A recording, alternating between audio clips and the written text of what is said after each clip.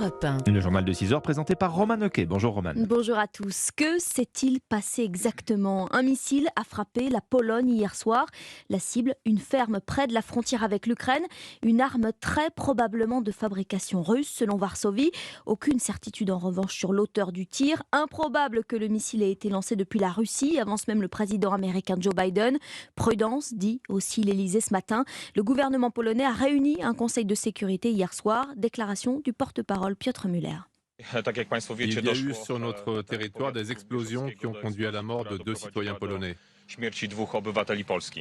À l'endroit des faits, en ce moment même, nos services sont en train d'analyser la situation.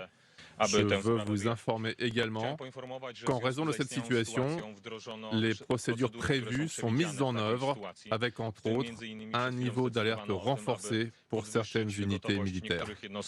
Le porte-parole du gouvernement polonais qui envisage de déclencher les articles 4 et 5 de l'OTAN. Que contiennent-ils? L'éclairage de Guillaume Dominguez.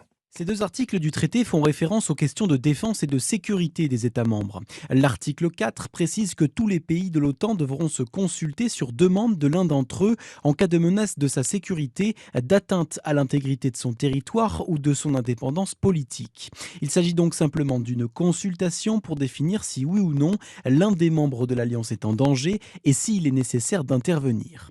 L'article 5, en revanche, permet aux pays de l'OTAN d'engager des actions, y compris militaires, pour défendre un ou plusieurs membres en cas d'attaque. Cet article reconnaît, je cite, qu'une attaque armée contre un ou plusieurs pays membres sera considérée comme une attaque dirigée contre tous les pays de l'OTAN. Selon ce même article, si une telle attaque se produit, les pays prendront toutes les actions jugées nécessaires pour rétablir et assurer la sécurité dans la région Atlantique Nord.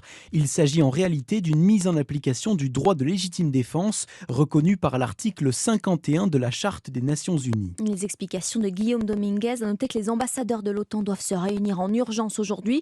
La France, l'Allemagne et le Royaume-Uni ont fait part de leur soutien à la Pologne, pays du G20 à Bali jusqu'à ce soir pour un sommet diplomatique.